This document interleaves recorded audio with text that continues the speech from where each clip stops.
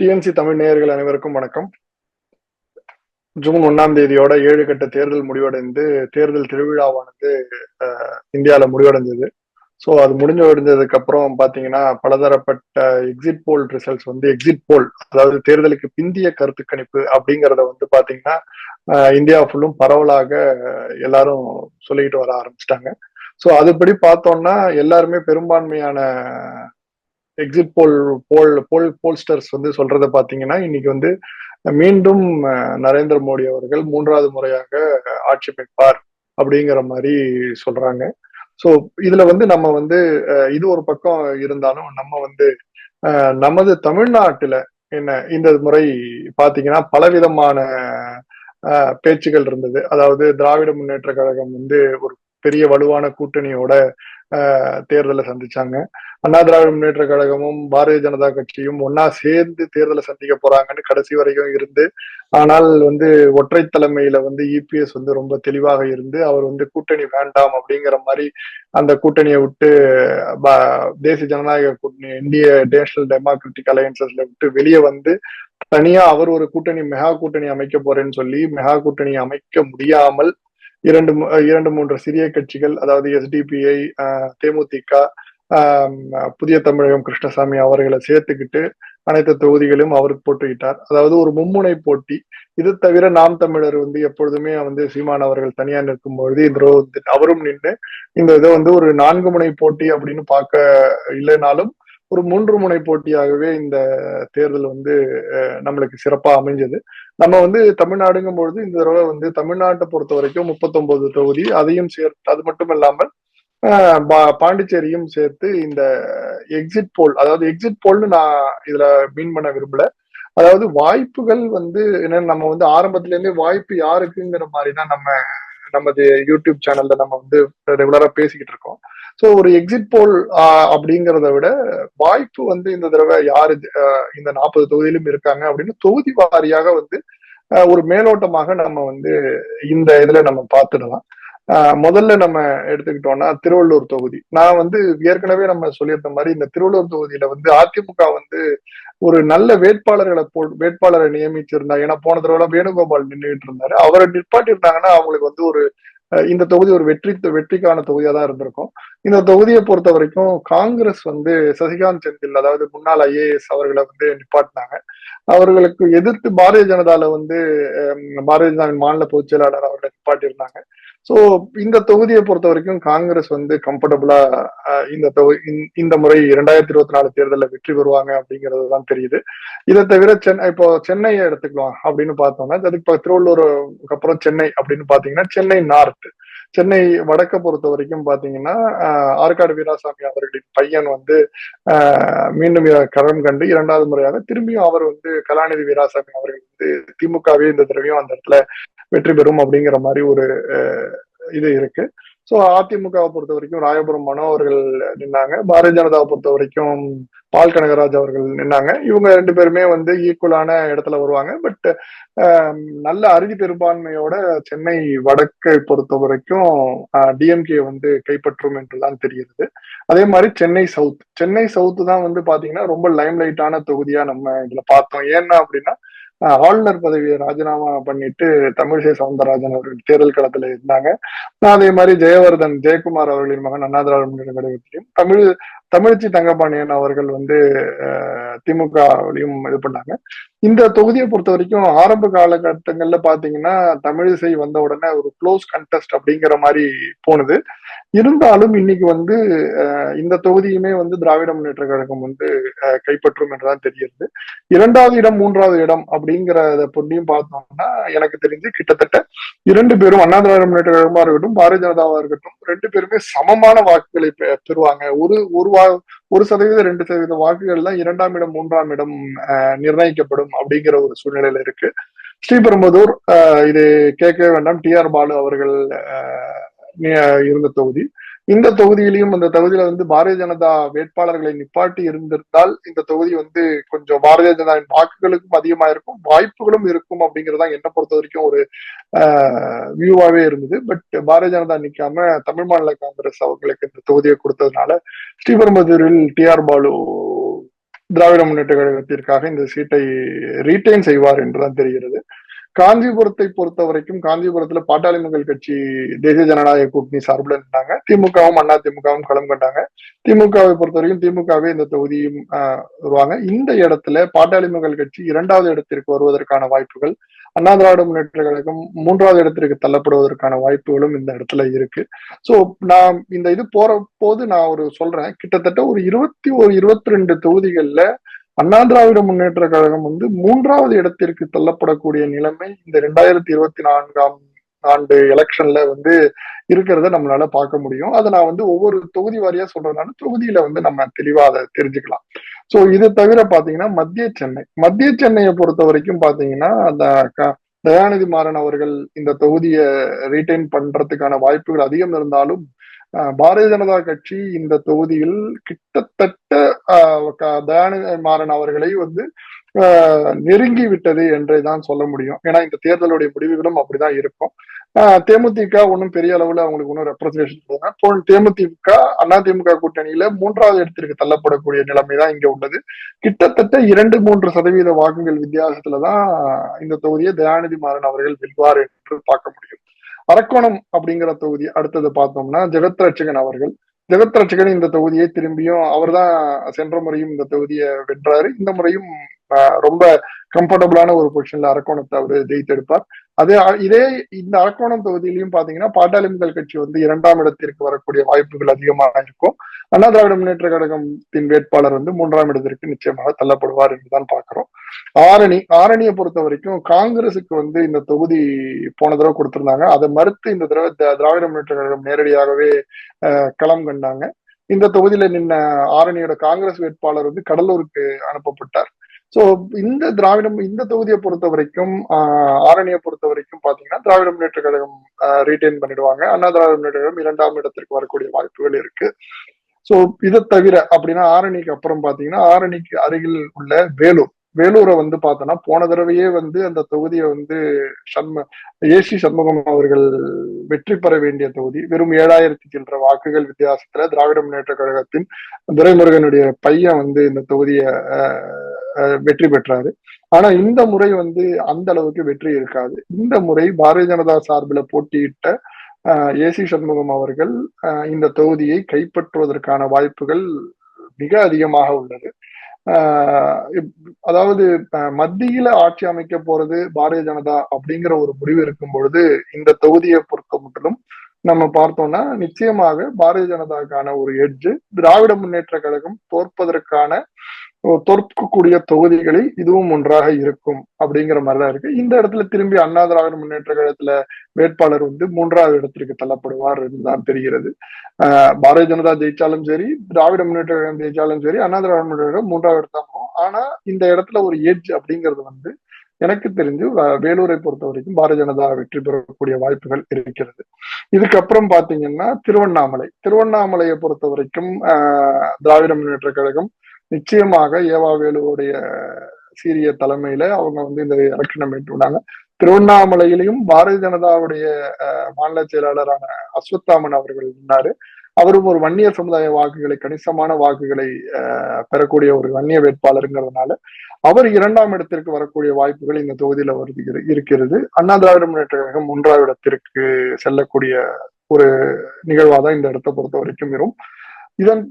இதற்கு பின்பு முக்கியமாக பாட்டாளி மக்கள் கட்சியின் கோட்டையாக கருதப்படுகிற தர்மபுரி தொகுதியில் ராமதாஸ் அவர்களின் மனைவி சௌமியா அன்புமணி மன்னிக்கவும் அன்புமணி அவர்களின் மனைவி சௌமியா அன்புமணி அவர்கள் நிச்சயமாக இந்த தொகுதியை பாட்டாளி மக்கள் கட்சிக்காக பெற்றுக் கொடுப்பார் என்பதில் எந்த விதமான மாற்று கருத்தும் இல்லை. இந்த தொகுதியிலுமே அண்ணா திராவிட முன்னேற்ற கழகம் 3ஆவது இடத்திற்கு தான் தள்ளப்படும். திராவிட முன்னேற்ற கழகம் 2ஆவது இடத்திற்கான வரக்கூடிய வாய்ப்புகள். இதில் திராவிட முன்னேற்ற கழகத்திற்கு தோல்வி அப்படின்னு சொல்லக்கூடிய போது 2ஆவது இடமாக இது இருக்கலாம் அப்படிங்கிறதுதான் கருத்து கணிப்பு. இதை பற்றிய ஒரு இது. இதன் பிறகு தருமபுரிக்கு பக்கத்துல அடுத்த தொகுதியான கிருஷ்ணகிரி தொகுதியை பார்த்தோம்னா கிருஷ்ணகிரி தொகுதியில காங்கிரஸ் வேட்பாளர் நிற்கிறார். காங்கிரஸ் வேட்பாளர்கள் வெற்றி பெற செய்யக்கூடிய கட்டாயத்துல திராவிட முன்னேற்ற கழகம் இருப்பதனால கிருஷ்ணகிரி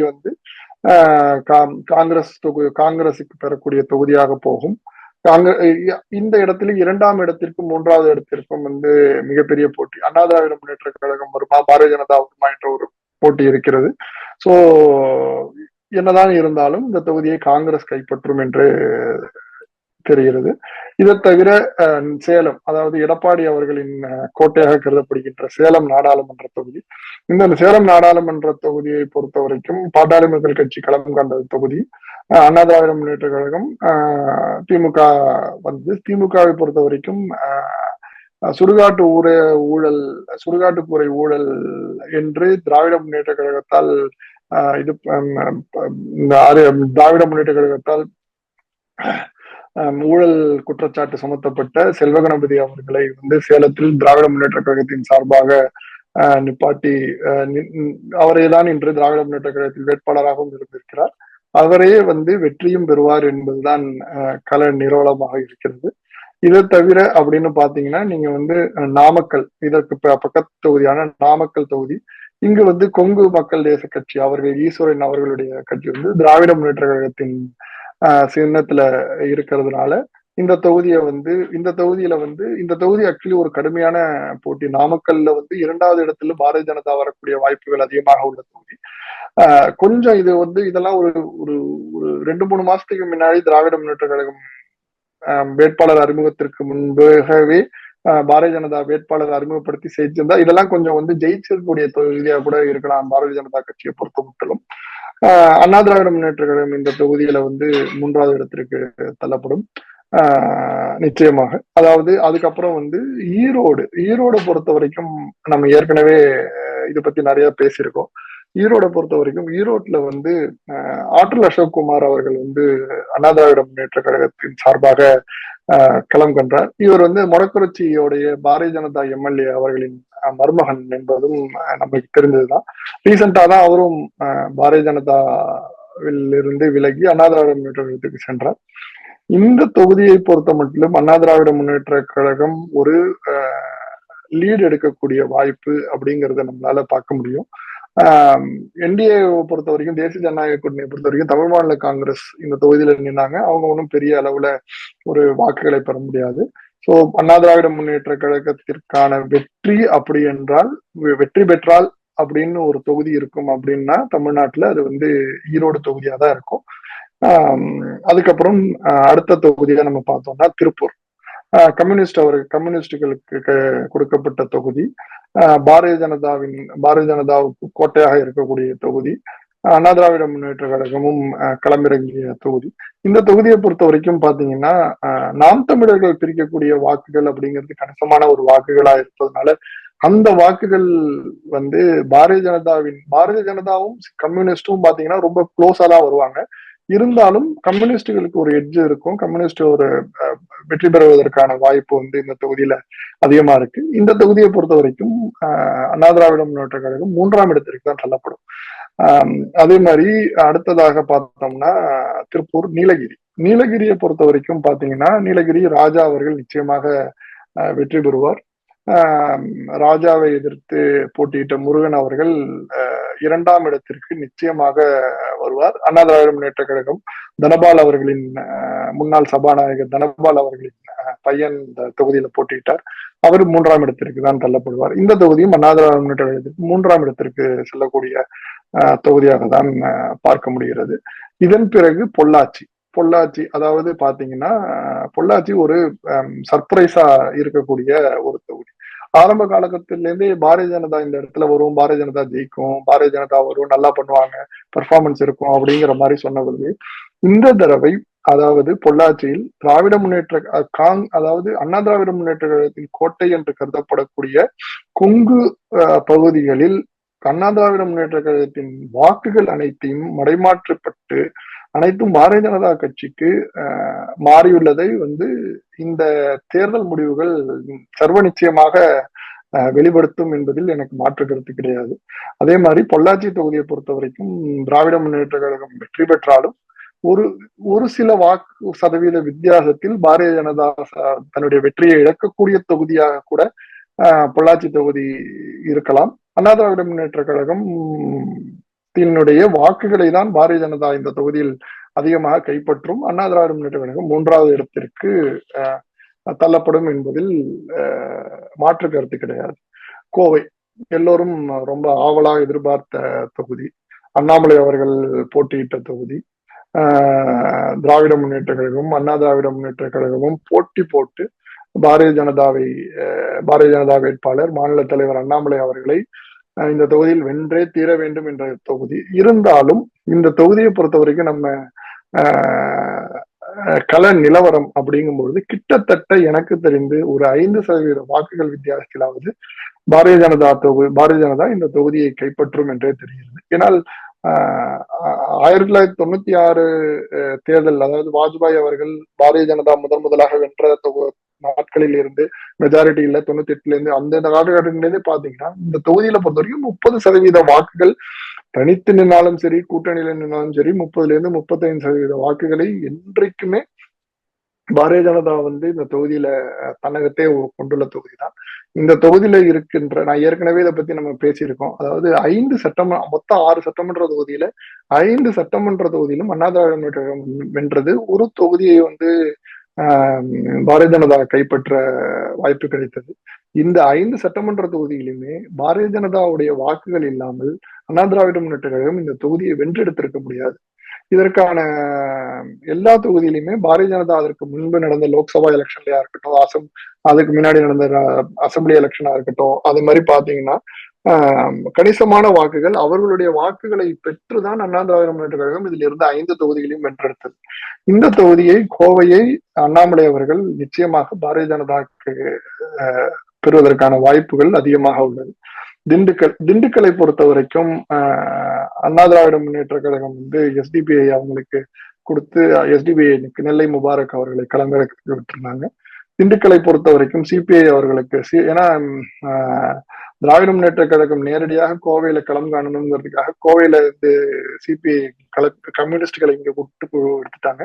கம்யூனிஸ்ட் அவங்களுக்கு இந்த தொகுதி ஒரு வெற்றி தொகுதியாகவே இருக்கும். இந்த தொகுதியில் 3வது இடத்தில் பாட்டாளி மக்கள் கட்சியை தள்ளி நாம் தமிழர் கட்சி வருவதற்கான வாய்ப்புகள், கிட்டத்தட்ட 20% வாக்குகளை பெறுவதற்கான வாய்ப்புகள் இந்த தொகுதியில, திண்டுக்கல் தொகுதியிலையும் இருக்கு. இது தவிர அடுத்தது கரூர் பார்ப்போம். கரூரை பார்த்த வரைக்கும் ஜோதிமணி இதுவும் பொள்ளாச்சி மாதிரியே ஒரு பாரதிய ஜனதாவுக்கு ஒரு சர்ப்ரைஸான தொகுதியாக இருக்கலாம். அதாவது மிக கடுமையான போட்டி, அதாவது பாரதிய ஜனதாவுக்கும் காங்கிரசுக்கும் தமிழகத்தில் கடுமையாக போட்டி, நேருக்கு நேர் போட்டி அப்படின்னா பொள்ளாச்சி தொகுதியும், பொள்ளாச்சி திமுகன்னு வச்சுக்கலாம் நீங்க.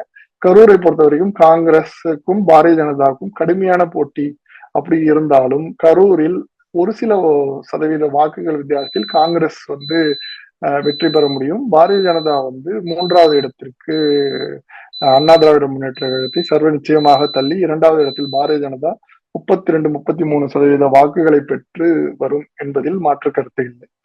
இதன் பிறகு டெல்டா பகுதிக்கு வந்தோம் அப்படின்னு பாத்தீங்கன்னா திருச்சியை பொறுத்த வரைக்கும் மதிமுக துரை வைகோ அவர்கள் சுயேட்சை சின்னத்துல போட்டியிடுவதுங்கிறது ஒரு பெரிய மைனஸ் தான் அவங்களுக்கு.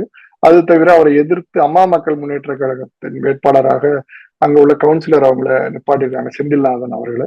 செந்தில்நாதனுக்கு பதிலாக வேறு யாராவது ஒரு வலுவான வேட்பாளரை அம்மா மக்கள் கட்சி நிப்பாட்டி இருந்ததால் அவங்களுக்கு வாய்ப்புகள் கொஞ்சம் சமமாக இருந்திருக்கும். ஏன்னா தேவர்கள் அதிகமாக வாழக்கூடிய பகுதி. அதனால அண்ணா திராவிட முன்னேற்ற கழகத்தின் வேட்பாளர் திரு கருப்பையா அவர்கள் துரை வைகோ அவர்களுக்கும் கடுமையான போட்டியாக இருக்கும். இந்த தொகுதியும், அதாவது ஈரோடு போன்றே வெற்றி பெற்றால் அண்ணா திராவிட முன்னேற்ற கழகம் வெற்றி பெறுவதற்கான சாத்தியக்கூறுகள் அதிகமாக உள்ள தொகுதி திருச்சி தொகுதியாக இருக்கலாம்.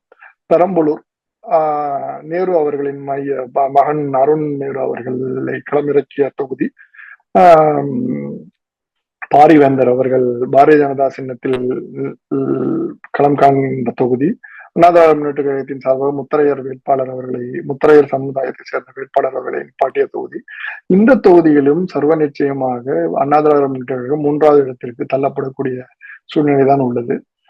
அருண் நேருவுக்கும் பாரிவேந்தர் அவர்களுக்கும் இந்த தொகுதி ரொம்ப கடினமான ஒரு தேர்தலாக இருக்கட்டும். கிட்டத்தட்ட ஒரு 35 வாக்குகளுக்கு குறையாமல் பெரம்பலூரில் பாரதிய ஜனதா கட்சி பெறும். ஒரு சில வாக்கு வித்தியாசத்தில் திராவிட முன்னேற்ற கழகம் இந்த தொகுதியை கைப்பற்றக்கூடும் என்பதுதான் கள நிர்வாகமாக உள்ளது. அடுத்ததாக கள்ளக்குறிச்சி. கள்ளக்குறிச்சியை பொறுத்த வரைக்கும் இந்த தொகுதியிலும் அண்ணா திராவிட முன்னேற்ற கழகத்திற்கு வாய்ப்பு அதிகமாக பார்க்கப்பட்ட தொகுதி. குமரகுரு அவர்கள் இந்த தொகுதியில் அண்ணா திராவிட முன்னேற்ற கழகத்தின் வேட்பாளராக எல்லோருக்கும் பரிச்சயமான ஒரு மனிதர். அந்த தேசிய ஜனநாயக கூட்டணியை பொறுத்த வரைக்கும் பாட்டாளி மக்கள் கட்சி இந்த தொகுதியில களம் கொண்டாங்க. இந்த தொகுதியை பொறுத்த வரைக்கும் திராவிட முன்னேற்ற கழகம் ஒரு சில வாக்குகள் வித்தியாசத்தில் வெற்றி பெறக்கூடிய தொகுதியாக, இதெல்லாம் வெற்றி வாய்ப்புகள் அண்ணா திராவிட முன்னேற்ற கழகம் இழந்த தொகுதியாகவே இந்த தொகுதியில பாட்டாளி மக்கள் கட்சியோட அண்ணா திராவிட முன்னேற்ற கூட்டணி வைத்திருந்தால் கள்ளக்குறிச்சியை கைப்பற்றிருக்கலாம் அப்படின்னு பார்க்கக்கூடிய ஒரு தொகுதி. இதுவும் 1% வாக்குகள் இல்ல 2% வாக்குகள்ல அண்ணா திராவிட முன்னேற்ற கழகம் வெற்றியை இழக்கக்கூடிய தொகுதியாக தான் இருக்கும். அப்புறம் அடுத்ததாக கள்ளக்குறிச்சிக்கு அடுத்தது கடலூர் பார்க்கலாம். கடலூர் அதாவது ஆரணியில விஷ்ணு பிரசாத் அவர்களுக்கு காங்கிரஸ்க்கு தொகுதி மறுக்கப்பட்டு அவரை கடலூர்ல ஏன்னா கடலூர்ல ரமேஷ் கொலை ஒரு திமுகல இருந்த வேட்பாளர் மேல ஒரு நல்ல அபிப்பிராயம் இல்லை, ரமேஷ் அவர்கள் ஒரு கொலை குற்றங்கள் சாட்டப்பட்டு இருந்ததுனால அந்த தொகுதியை திமுக காங்கிரசிடம் கொடுத்து காங்கிரஸ் விஷ்ணு பிரசாத் அவர்களின் தொகுதியில களம் கொண்டாங்க. பாட்டாளி மக்கள் கட்சியை பொறுத்த வரைக்கும் தங்கர் பச்சான் அவர்கள் தொகுதியில இருந்தாங்க. இந்த தொகுதியிலுமே அண்ணா திராவிட முன்னேற்ற கழகத்தின் கூட்டணி 3வது இடத்திற்கு நிச்சயமாக தள்ளப்படக்கூடிய வாய்ப்புகள், காங்கிரஸ் எளிதாக வெல்லக்கூடிய தொகுதியாக இந்த தொகுதி இருக்கும்.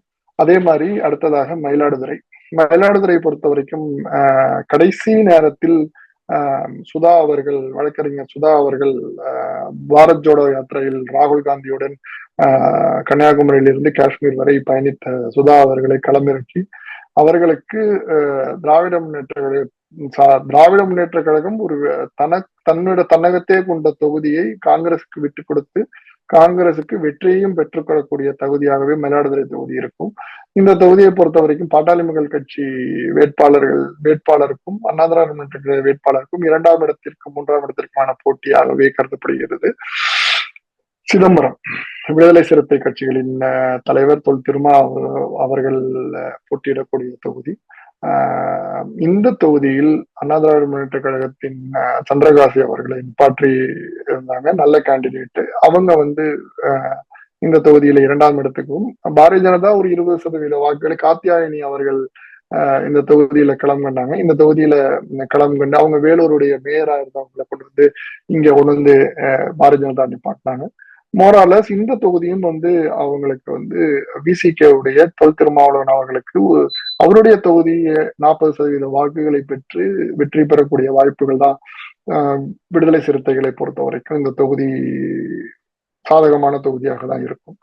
இதை தவிர அதாவது இந்த இதுலயுமே நீங்க பாத்தீங்கன்னா இப்ப கடலூர், மயிலாடுதுறை, சிதம்பரத்துல நல்ல வேட்பாளர் தான். கடலூர், மயிலாடுதுறையில ஒரு அண்ணா திராவிட முன்னேற்ற கழகம் ஒரு நல்ல வேட்பாளர், நல்ல கேண்டிடேட்டை நிப்பாட்டி இருந்தாங்க அப்படின்னா அந்த 2 தொகுதியுமே காங்கிரஸ் வசத்திலிருந்து அண்ணா திராவிட முன்னேற்ற கழகம் கைப்பற்றி இருக்கக்கூடிய வாய்ப்புகள் அதிகமாக உள்ள தொகுதி. அதை அவங்க இழந்துட்டாங்க அப்படிங்கறதுதான் நம்ம இதுல ஒரு ஹைலைட் பண்ண வேண்டியிருக்கு.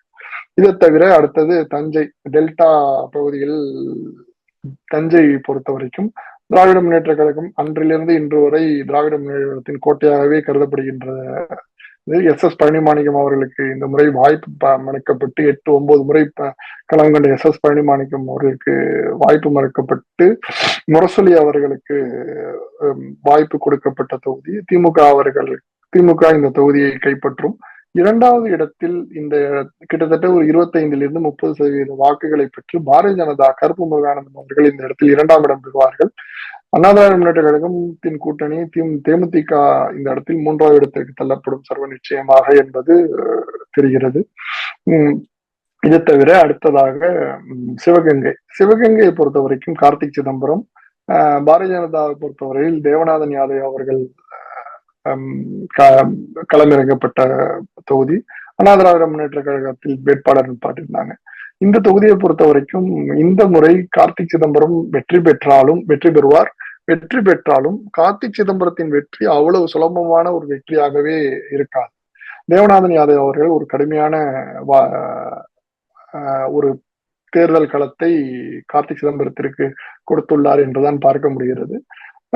2-3% வாக்குகள் வித்தியாசத்தில் இந்த தொகுதியெல்லாம் ஒரு 2-3 மாசத்துக்கு முன்னாடி நீங்க போய் வேலை செய்யுங்க அப்படின்னு தேவநாதன் யாதவ் கிட்ட கொடுத்திருந்தாங்கன்னா இந்த தொகுதியை பாரதிய ஜனதா கைப்பற்றக்கூடிய வாய்ப்புங்கிறது நிச்சயமாக இருந்திருக்கும். சோ இருந்தாலும் 2-3% வாக்குகள் வித்தியாசத்தில் வெற்றியை தவறவிடுகின்ற பாரதிய ஜனதா தவறவிடுகின்ற மற்றும் ஒரு தொகுதியாக சிவகங்கை இருக்கும் என்றுதான் எனக்கு தோணுகிறது. இது தவிர அடுத்ததாக மதுரை. மதுரையை பொறுத்த வரைக்கும் வெங்கடேசன் அவர்கள் மீண்டும் வெற்றி பெற்று நாடாளுமன்றம் செல்வார் என்றுதான் பரவலாக தெரிகிறது. அண்ணா திராவிட முன்னேற்ற கழகத்தின் பொறுத்த வரைக்கும் எல்லா கட்சிக்கும் சென்றுவிட்டு அண்ணா திராவிட முன்னேற்றத்தில் தஞ்சமடைந்துள்ள டாக்டர் சரவணன் அவர்கள் களமிறக்கப்பட்டுள்ளார். மதுரையை பொறுத்த வரைக்கும் விருதுநகர் தொகுதியில் நிற்க வேண்டிய ராம சீனிவாசன் அவர்கள் மதுரையில் களமிறக்கப்பட்டிருந்தார். இந்த மதுரையிலும் இந்த முறை 2வது இடத்தில் பாரதிய ஜனதா கட்சி வரக்கூடிய வாய்ப்புகள், டாக்டர் சரவணன் அவர்கள் அண்ணா திராவிட முன்னேற்ற 3வது இடத்திற்கு தள்ளக்கூடிய வாய்ப்புகள் உள்ளது. இருந்தாலும் கம்யூனிஸ்ட் இந்த தொகுதியை கைப்பற்றும், வெங்கடேசன் மீண்டும் நாடாளுமன்றம் செல்வார் என்பதுதான் கள நிலவரமாக உள்ளது. அடுத்ததாக விருதுநகர். ராதிகா சரத்குமார் அவர்கள், அதாவது சரத்குமார் தனது கட்சியை பாரதிய ஜனதா கட்சியுடன் இணைத்துவிட்டு விருதுநகர் தொகுதியை ராதிகா சரத்குமார் அவர்களை களம் காண்டு வைத்த தொகுதி.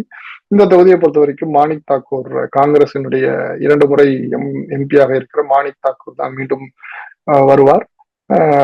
விஜயபிரபாகரன், அதாவது விஜயகாந்த் அவர்களின் மகன் விஜயபிரபாகரன் அவர்கள் களம் கண்ட தொகுதி. இந்த தொகுதியிலும் விஜயபிரபாகரன் 3வது இடத்திற்கு தள்ளப்படலாம் என்று பார்க்கப்படுகிறது.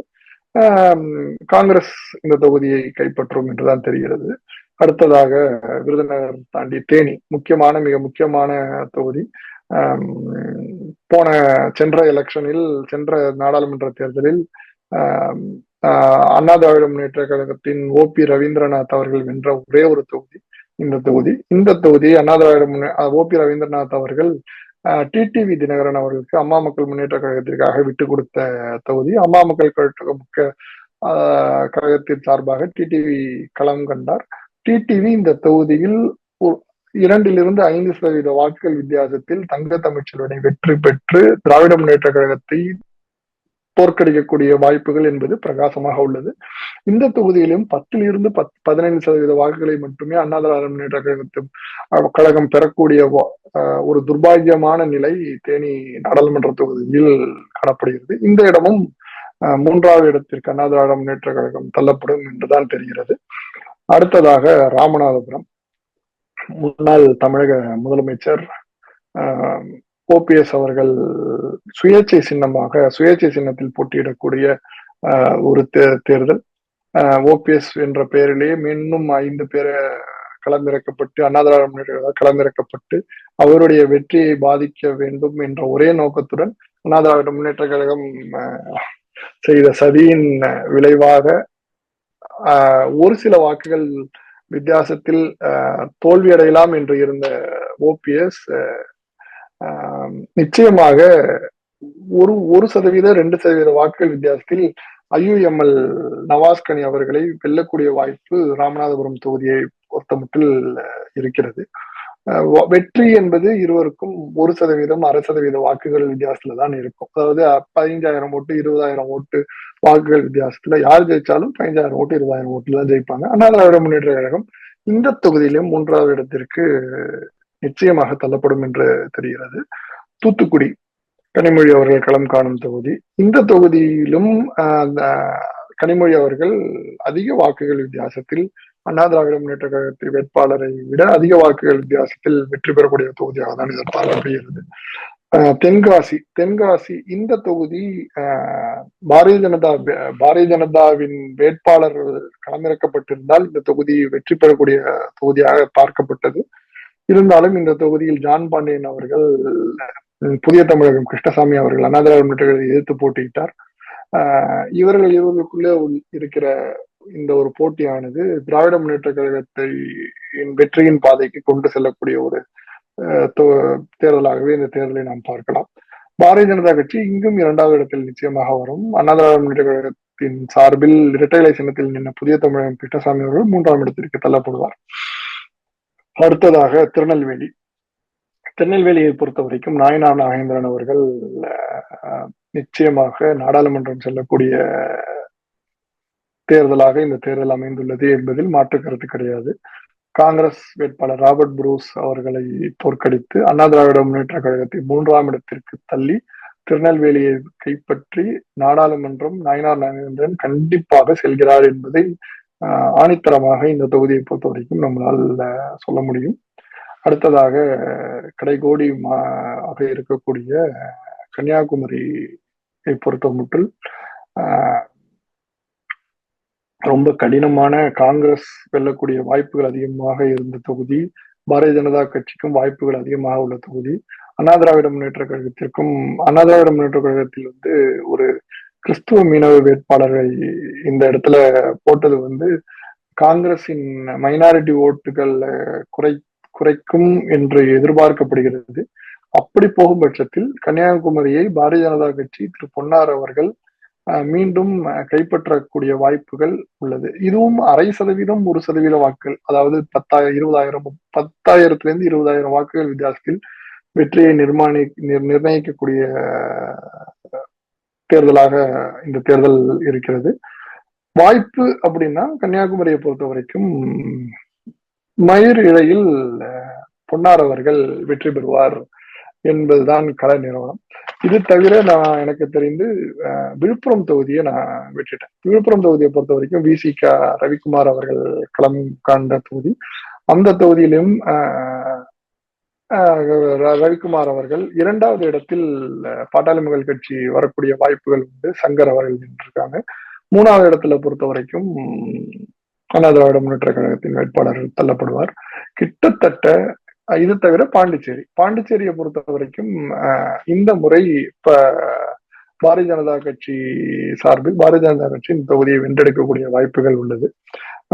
சோ இப்படி பார்த்தோம்னா இந்த 40 தொகுதியில கிட்டத்தட்ட ஒரு 22 தொகுதியில அண்ணா திராவிட முன்னேற்ற கழகத்தின் வேட்பாளர்கள் 3ஆம் இடத்திற்கு தள்ளக்கூடிய ஒரு நிலைமை ஏற்பட்டுள்ளது. இது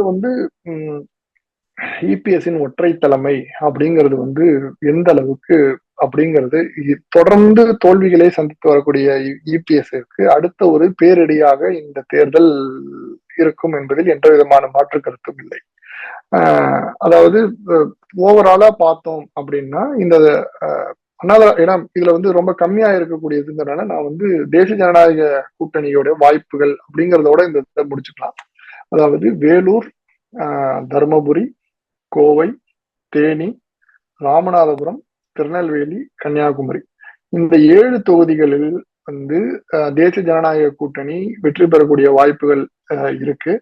அண்ணா திராவிட முன்னேற்ற கழகத்தை பொறுத்த வரைக்கும் ஈரோடு, திருச்சி இந்த 2 தொகுதிகளும் வாய்ப்புகள் கிடைக்கும். இது தவிர மீது எல்லாமே பாத்தீங்கன்னா திமுகவும் காங்கிரசும் விடுதலை சிறுத்தைகளும் விடுதலை கம்யூனிஸ்டுகளும் சேர்ந்து கம்யூனிஸ்டுகளுக்கு உள்ள 2 தொகுதிகள், விடுதலை சிறுத்தைகளுக்கு உள்ள 2 தொகுதிகள் அவங்க ரிட்டர்ன் பண்ணிடுவாங்க. காங்கிரஸை பொறுத்த வரைக்கும் 2 தொகுதிகள் தோல்வியுற்று 7 தொகுதிகளை கைப்பற்றக்கூடிய வாய்ப்புகள் இருக்கும். அதே மாதிரி திராவிட முன்னேற்ற கழகத்துக்கு வேலூர், தருமபுரி, கோவையை தவிர்த்து தேனியை தவிர்த்து மீதி அனைத்து தொகுதிகளும் அவங்க கைப்பற்றக்கூடிய வாய்ப்புகள் இருக்கும். ஸோ ஓட் ஷேர் அப்படின்னு பார்க்கும்பொழுது பாத்தீங்கன்னா இந்த எலெக்ஷனை பொறுத்தவரைக்கும் கிட்டத்தட்ட ஒரு 40% வாக்குகளை திமுக கூட்டணி, திமுக, காங்கிரஸ், விடுதலை சிறுத்தைகள் சேர்ந்த கூட்டணி பெறக்கூடிய வாய்ப்புகள் உள்ளது.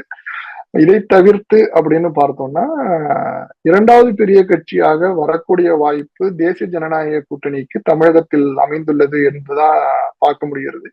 கிட்டத்தட்ட 25% வாக்குகள், அதாவது பாரதிய ஜனதா போட்டியிட்ட 23 தொகுதிகள்ல கிட்டத்தட்ட 15% வாக்குகளை பெறக்கூடிய வாய்ப்புகள் உள்ளது.